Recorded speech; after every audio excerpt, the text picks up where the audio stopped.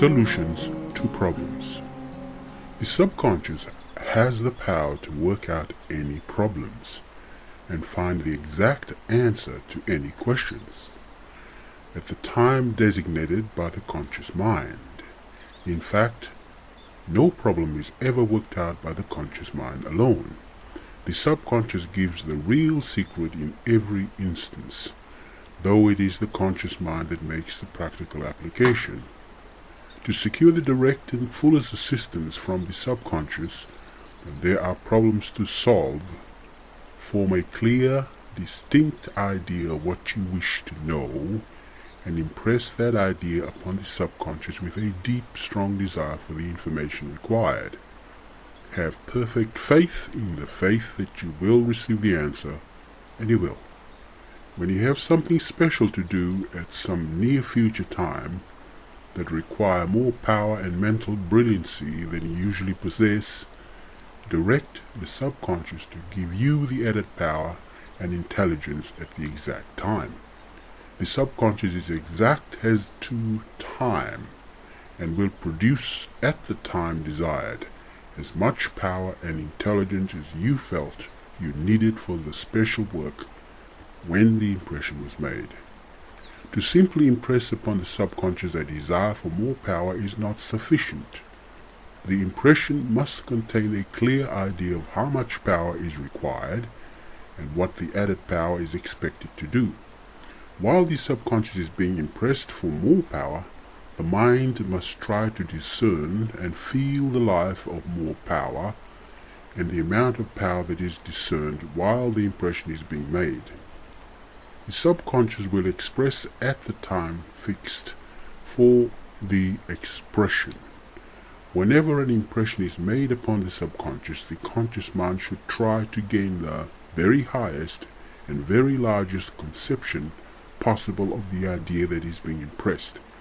And the more clearly the conscious mind discerns the largeness, the worth, and the superiority of that idea, the larger, the worthier, and more superior will be the corresponding expression brought forth from the within. When the conscious mind can see clearly the amount of power and mental brilliancy required for the special future action, and impresses that idea upon the subconscious with the deepest and strongest desire for its realization, the impression thus made will call the exact amount of power and intelligence required, and whatever the impression calls for, the subconscious will supply. The law is this, that the subconscious will respond with the exact quality and the exact quantity that you were conscious of, or that you can mentally discern and feel at the time the impression is being made. It is, therefore, extremely important to elevate the conscious mind into the largest and most superior status of thought and feeling possible before an effort is made to impress the subconscious mind. In fact, this is the real secret in directing the subconscious to express a larger quantity and a higher quality than we ever received in tangible life before. To live constantly in the deep interior feeling of greater power, greater intelligence, greater personal worth, and greater mental brilliancy is to constantly call upon the subconscious to produce these things in larger and larger measure, and the subconscious will invariably do whatever it is called upon to do. Though we should not live in the future in the sense that the mind dwells wholly in the thought of the future, nevertheless we should always plan ahead. Place your future plan in the hands of the subconscious. Impress upon the subconscious what you wish to have done tomorrow, next week, next month, or even next year. Then direct the great within to work out the best plans and the best method possible, and to give your faculties the understanding and the power to carry out those plans to the most successful termination. When there is something upon which you cannot decide, inform the subconscious that a definite decision is desired at such and such a time. Impress clearly and deeply the facts on all sides concerned, and know that the great within can give the desired decisions at the time stated. When this time comes, you will receive your answer through the feeling of a strong, irresistible desire to take one particular course, and that alone. While the answer is being expected, no anxiety should be felt, even though the last minute should arrive before anything definite appears. The mind that continues in serenity and faith will receive the right answer before it is too late. But the anxious mind will, through the confusion produced by the anxiety, prevent the subconscious from giving expression to the desired information. When two antagonistic decisions appear at the time fixed, the subconscious expression has not been given full right of way. One of these decisions will be of the conscious mind, who judges according to appearances. The other will be of the subconscious, who judges according to facts. But which is which may seem difficult to discern. The decision of the conscious mind may sometimes be the stronger, but at other times the weaker. One's strongest feelings, therefore, at such times will not prove to be the safe guidance. To re-impress the subconscious for an immediate and definitive decision in the proper course to pursue under such circumstances, and if the conscious mind is kept quiet in faith, the true answer will shortly appear. You will then feel a strong desire to take but one course, and will lose all desire to even think about the other, because when the subconscious action is given full and free expression, everything that is antagonistic to that expression will cease to exist. It is therefore evident that we may completely eliminate the wrong by directing the subconscious to express the right, and by giving the subconscious absolute freedom to do what it has been directed to do. Direct assistance in everything. The subconscious should be called upon to direct assistance in everything, even in the most insignificant of everyday affairs. This practice will not only cause all things to be done better and better, constantly, but the conscious mind will be more thoroughly trained to impress the subconscious for anything desired, and the subconscious mentality will be perpetually enlarged along all lines. To enlarge the subconscious mentality in every phase of interior action is to awaken a larger measure of the great within, and the more of the within that is awakened, the greater will man become. For these reasons, the subconscious should be called upon for superior aid before anything, even the least, is undertaken. Everything that is worth doing should be done better than before, and the subconscious can provide the power. Impressions of this nature should be made a few hours in advance, or when possible a few days in advance. Though the subconscious can respond upon a moment's notice, its superior power should therefore be sought upon every occasion.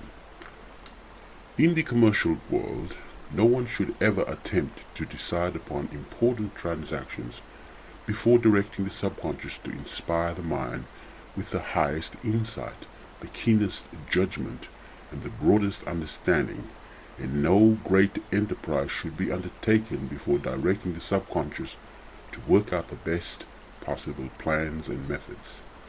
The subconscious can do these things, and when all practical men will go to the greater mind for their plans and ideas, instead of depending upon the limited intelligence of the lesser mind, failures will be reduced to a minimum, while great achievements will steadily increase, both in numbers and in greatness.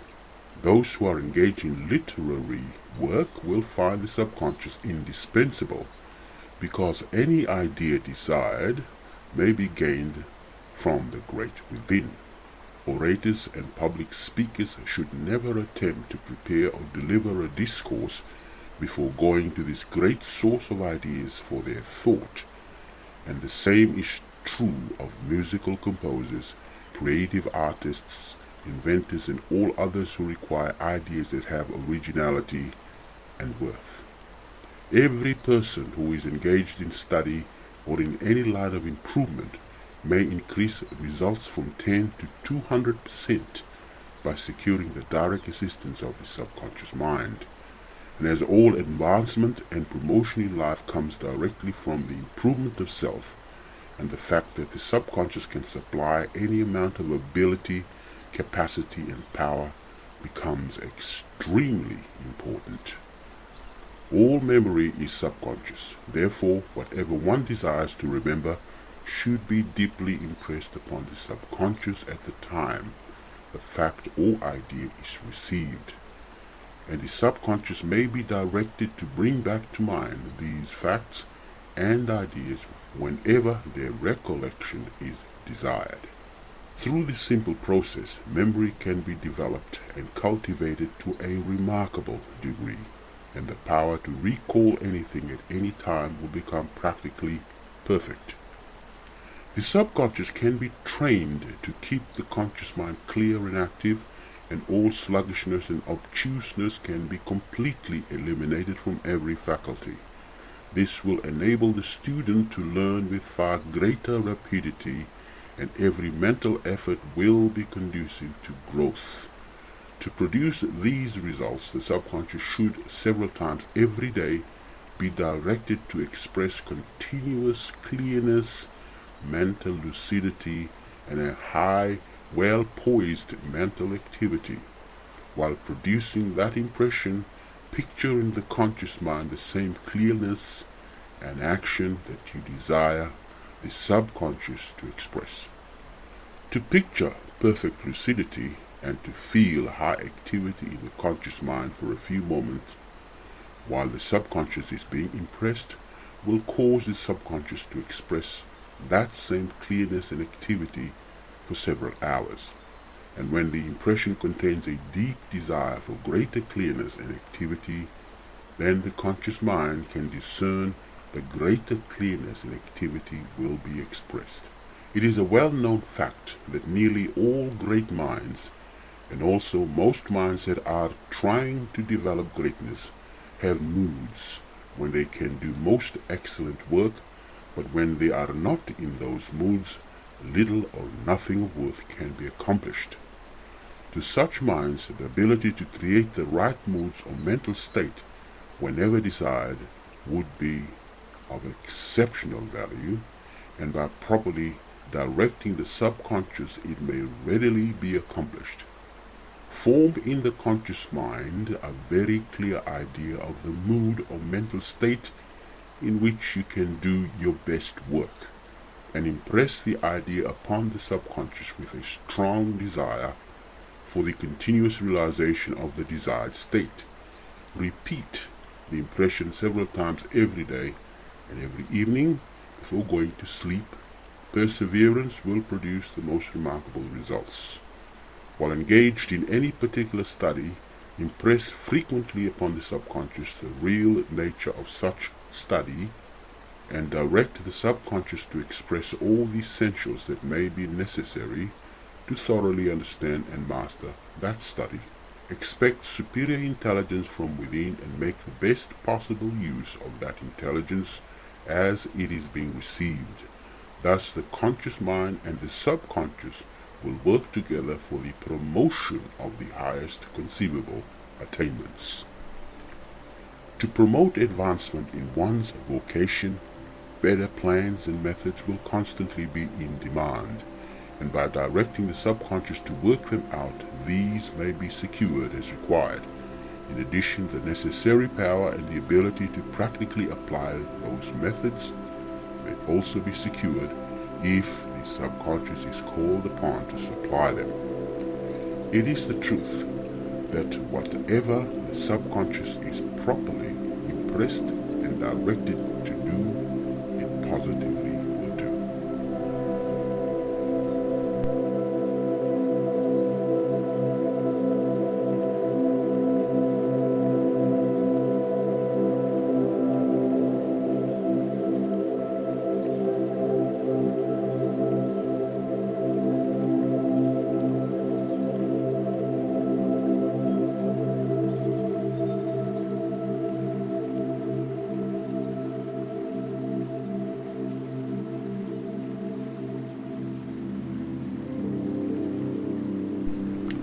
Make your desires subconscious. To promote the highest development of mind and soul, a sunny disposition is indispensable. The brighter, the happier, and the sweeter the disposition, the more easily and the more rapidly will any talent develop. And it is a literal truth that a sunny disposition is to the talents of the mind what a sunny day is to the flowers of the field. Every form of disposition comes from the subconscious, be it sweet or otherwise, but the undesirable may be removed completely, and the sweetest and brightest disposition imaginable be permanently established by daily impressing upon the subconscious your most perfect idea of a sweet and wholesome nature. As the sweetness of human nature develops, all undesirable feelings and dispositions will disappear. No thought, therefore, should be given to the elimination of perverse characteristics, but the whole of attention should be concentrated upon the development of the wholesome, the sweet, and the beautiful. When there is a tendency to feel out of sorts, turn attention upon the finer side of your nature, the subconscious, and think deeply, strongly, and feelingly of joy, brightness, kindness, amiableness, cheerfulness, sweetness, and loveliness. Try to enter into the very life of these states and feel that your entire nature is being recreated in the image and likeness of all that is sweet and beautiful. To permit yourself to feel surly whenever there is a tendency to feel that way is to impress the subconscious with such a state of mind, and the subconscious will respond by giving your nature a strong tendency to feel surly and out of sorts at the least provocation. The first indication of ill feeling in any shape or form should be counteracted at once by immediately directing the subconscious to give expression to the sweet, the wholesome, and the beautiful. It is not only the privilege of every mind to attain greatness, but no mind is doing justice to self that is not doing its utmost to develop greatness.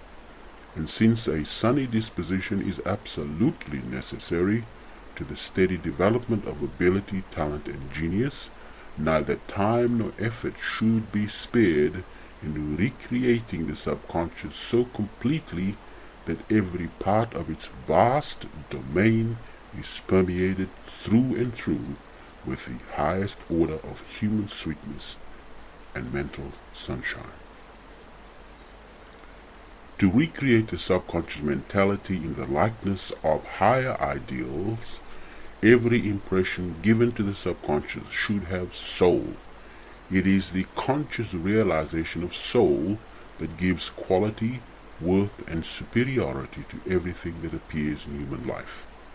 The reason being that the soul is superiority, and that everything gains superiority that comes in conscious touch with the soul. To feel soul is to feel the life of real worth, and to impress that feeling upon the subconscious will cause the subconscious to give real worth to every part of personality. The subconscious should be directed daily to give worth and superiority to the entire being of man, and this it positively can do. The great within should be directed to work for greater things, and when every impression is impressed in the feeling of soul, every impression will cause the within to unfold, develop, and give expression to greater things. All greatness comes from the awakening of the great within. To awaken the great within is to feel greatness, and to be filled with a power that is greatness, a power that will invariably produce greatness. Ability, talent, and genius of the highest order must inevitably follow the development of the great within. Likewise, the strong mind, the invincible character, and the beautiful soul. Every faculty increases in power, capacity, and quality as its subconscious side is being developed. And this subconscious side may be developed by concentrating attention upon the interior, finer essence of that faculty, while the most perfect idea or conception of that faculty is held in mind. The development of the subconscious side of the entire personality will increase the drawing power of the personality, the power that attracts both directly and indirectly whatever the mind may desire. This power is the result of subconscious action and therefore increases both in volume and in natural traction as a greater measure of the within is awakened. There are many personalities that are strong, but they do not attract, while there are many others that lack in power, but are very attractive in proportion to the power they do possess. The cause of the former condition is an awakened subconscious life that does not receive free and orderly expression. The cause of the latter condition is a limited subconscious life that is not disturbed nor hindered in its expression. To steadily increase subconscious action and to give that action a well-poised expression will cause the personality to become practically irresistible in its power of attraction. The drawing power of the subconscious lies in its ability not only to give extraordinary power to the personality, but also to produce ideas that draw, plan that draw, methods that draw, and systems that draw. It is not only ideas, but the way those ideas are arranged that determines results. And it is not only high-class work, but the way that work is presented that determines the measure of success. The best ideas may be ignored completely by the world, and the best work may have to be abandoned through the lack of appreciation. And the subconscious life that is expressed through those ideas or effort is at fault. Direct the subconscious not only to give you the best ideas, the best plans, and the best methods, but also direct the subconscious to give the proper expression to those ideas and methods. When the proper expression is made, the attention of the world will be attracted. Your ideas will be understood. The real worth of your work will be appreciated, and your efforts will be in constant demand. The subconscious can work out the best ideas and create the best expression of those ideas. It can give the power and the ability to do greater things and can give your work that mysterious something that will attract both the attention and the appreciation of the world. The subconscious in every mind should therefore be directed to do these things, because no person is just to himself who does not make the best use of everything that exists in his nature. The subconscious, when so directed, will give a natural drawing power to all the finer thought currents. These in turn will convey the same qualities to every part of the mentality and the personality. This will cause everything that man is and everything that he does to be stamped with something that attracts attention and commands appreciation. His desires will consequently become irresistible. The desires of such a mind will have the power to create their own way to their own goal, no matter how lofty that goal may be.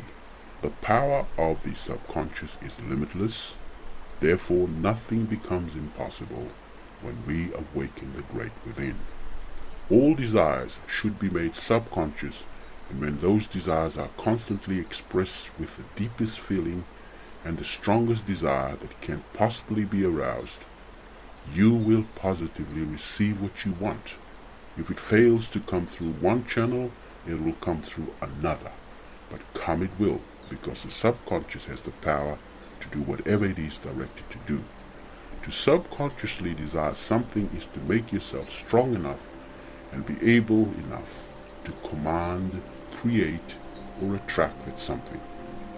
Make your desires subconscious, and the subconscious will make you worthy of what you desire. The subconscious desire will awaken the same quality and worth in yourself that already exists in that which you desire.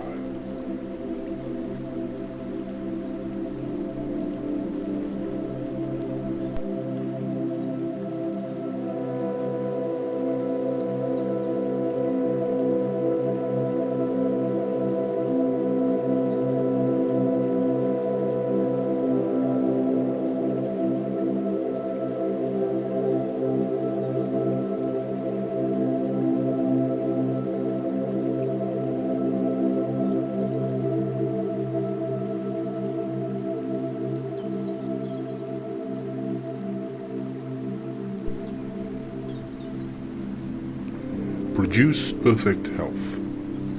To awaken the great within is to awaken to a universe of higher attainments, greater achievements, and more far-reaching possibilities than one has ever dreamed of before. It is to enter that world where every desire will be granted, every aspiration realized, and every ideal fulfilled. To promote this awakening, direct the subconscious to give its best to every thought and every action, and when this best has been received, direct the subconscious to produce something still better. It can. The subconscious can do whatever we may wish to have done. Every condition that appears in the body, be it favorable or otherwise, comes either directly or indirectly from the subconscious. That is, it may be the direct effect of a corresponding subconscious cause, or it may be the effect of external causes that were permitted to act upon the body because the true subconscious expression was absent. No external cause can produce disease in the body so long as the subconscious is giving a full expression to perfect health, and no curative agents from the without can restore health in the body so long as the subconscious is giving expression to diseased conditions.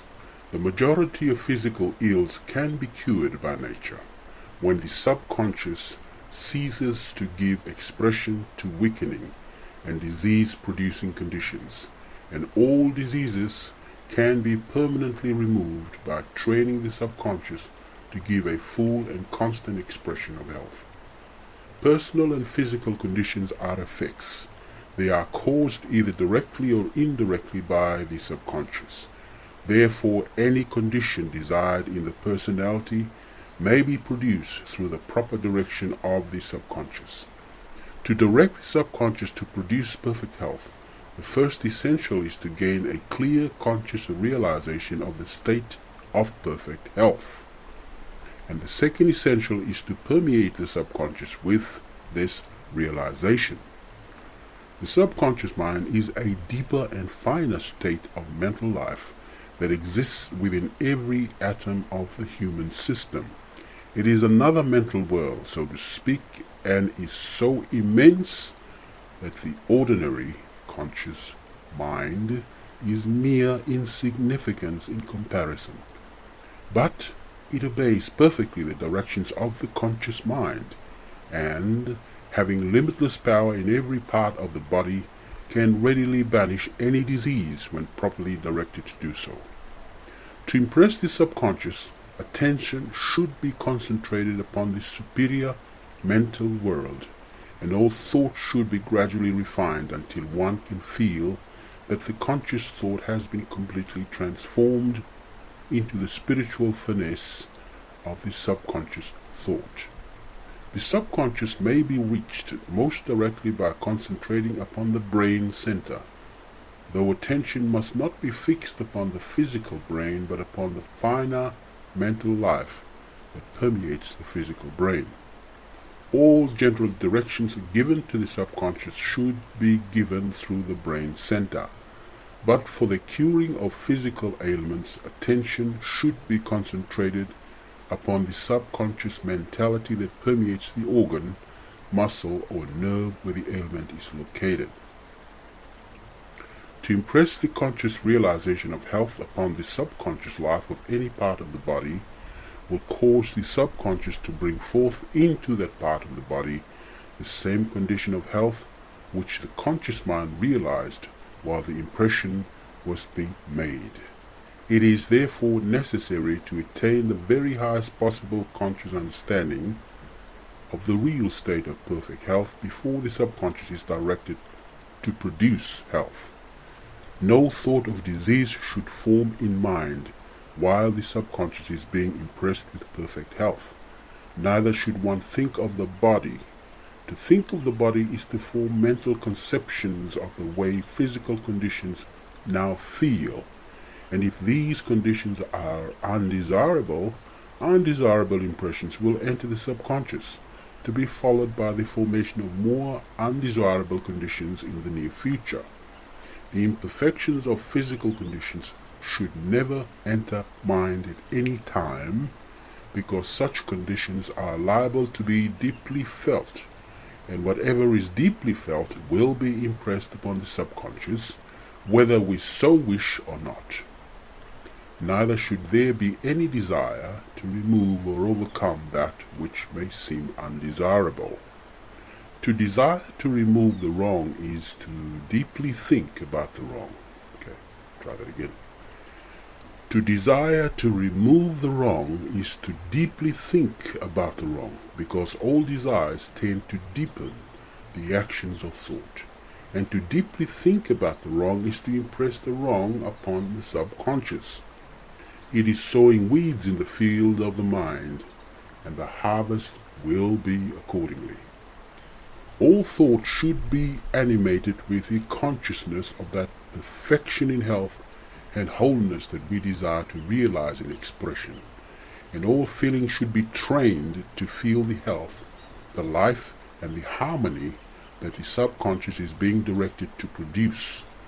To consciously live through and through the finer subconscious mentality for a few moments, several times every day, and deeply impress one's most perfect realization of health upon the entire subconscious mentality will cause the subconscious to give a full and constant expression of health. The result will be perpetual health, without a moment of any form of sickness at any time.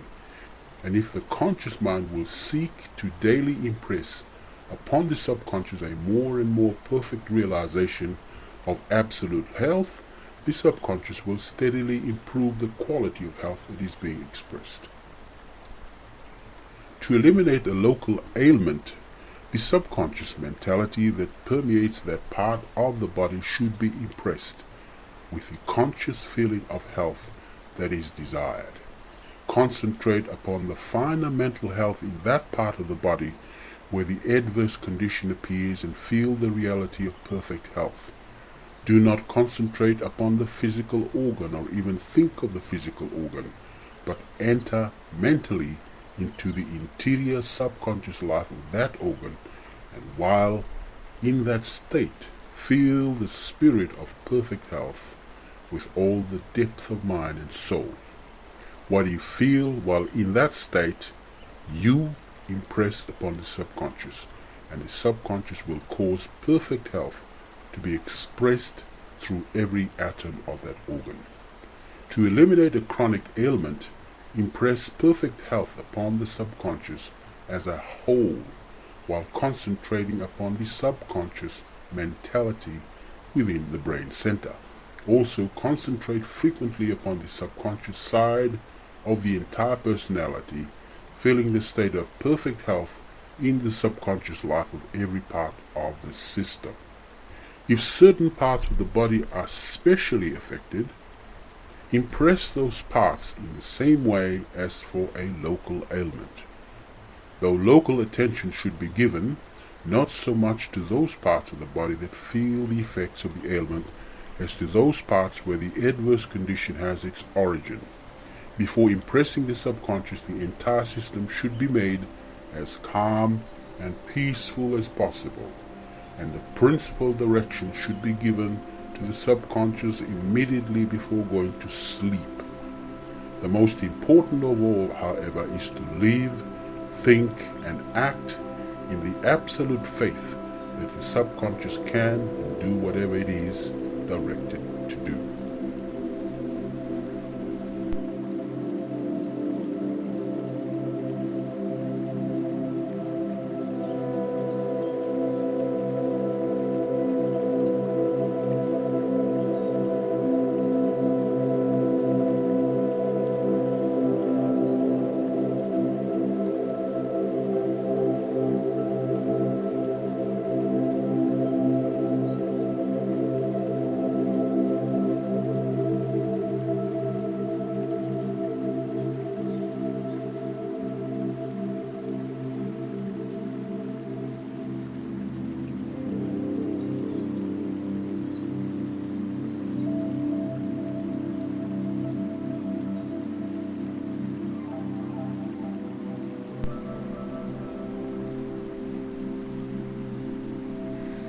Impress the subconscious mind before sleep. During the waking state, the conscious ego acts directly upon the conscious, wide-awake mind, while during sleep it acts entirely in the subconscious. When we go to sleep, all the principal thoughts, desires, intentions, tendencies, feelings, and ideas that have formed during the day are taken into the subconscious unless we eliminate the undesirable mental material before we permit sleep to take place. Every thought, desire, or idea that is taken into the subconscious as mind falls asleep will be impressed upon the subconscious and will cause corresponding expressions to be brought forth into the personality. To eliminate all undesirable thoughts and feelings from mind before going to sleep is therefore extremely important. Before going to sleep, the conscious mind should be thoroughly cleansed from everything that one does not care to reproduce or perpetuate, and the subconscious should be given definite directions as to what should be developed, reproduced, and expressed. The hours of sleep may be employed in the development of anything we may have in view, because whatever we impress upon the mind when we go to sleep will enter the subconscious and will cause the within to give expression to those effects that we desire to secure in the without.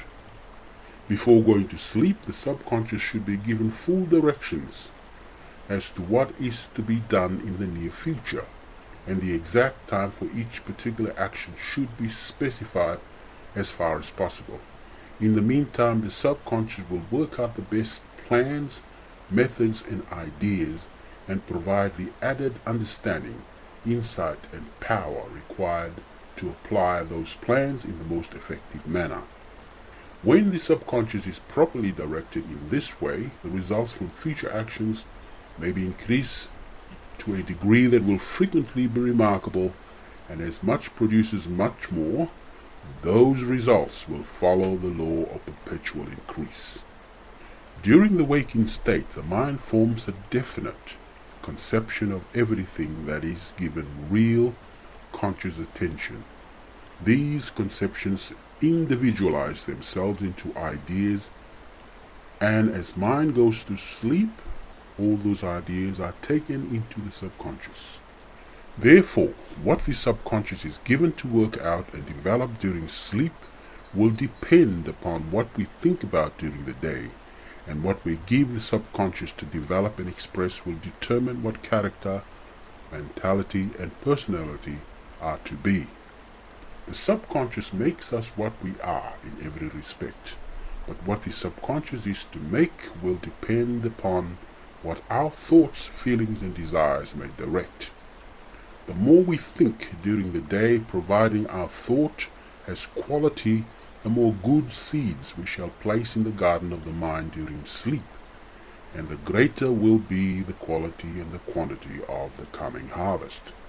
The stronger our desire for wisdom, power, attainment, and achievements during the waking state, the more thoroughly will the subconscious work for those things during sleep. The subconscious can provide all the essentials required for the highest attainments and greatest achievements, and will do so if directed. The subconscious works during sleep and works to develop the ideas and desires that the conscious mind brought into the subconscious while falling asleep. But the subconscious will give the same attention to ideas and desires that are detrimental, just as rich soil will apply the same productiveness to the weeds as to the flower. It is therefore wisdom to sow good seeds only, to eliminate all undesirable thoughts, ideas and feelings before sleep begins. The habit of going to sleep every night with all sorts of thoughts in the mind is the principal cause of the continuous mingling of good and evil in the life of the average person.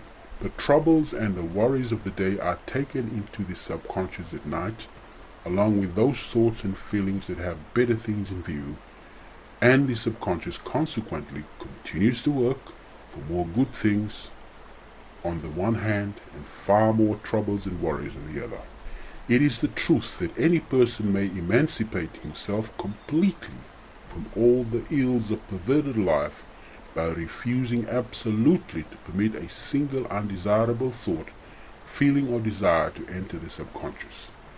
To prevent the wrong from entering the subconscious, we must, during the waking state, never think with feeling of that which is evil, imperfect, or wrong. Before going to sleep, the conscious mind must be cleansed completely from every undesirable thought or impression that may have entered unconsciously during the day. The imperfect will not impress itself upon the subconscious during the waking state, unless we think about it in deep feeling, but everything that is in the conscious mind when we go to sleep will enter the subconscious and produce fruit after its kind.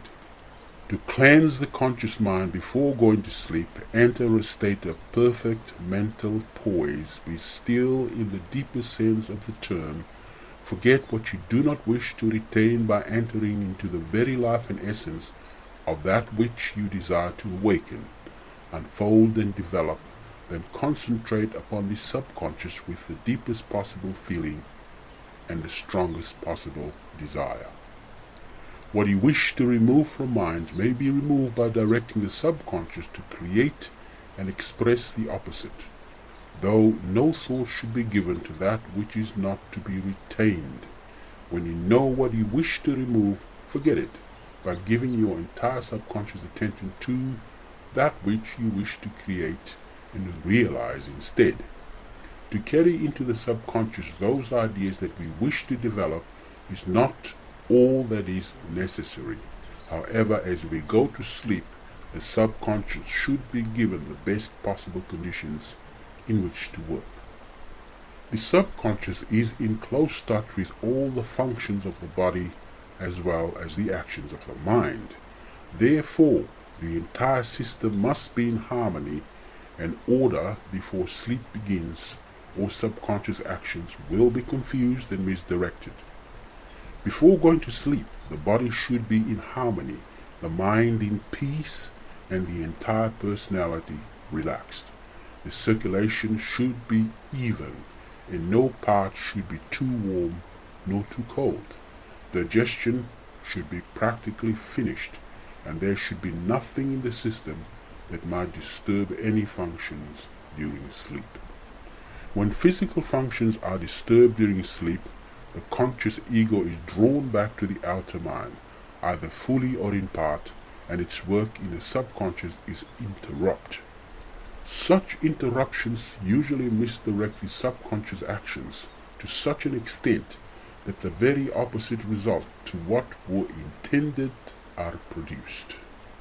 This explains why such detrimental results are frequently secured, even when our intentions were the best and our plans carried out with the greatest of care. It also proves that the entire system must be kept in order if every action, conscious or subconscious, is to produce the results desired.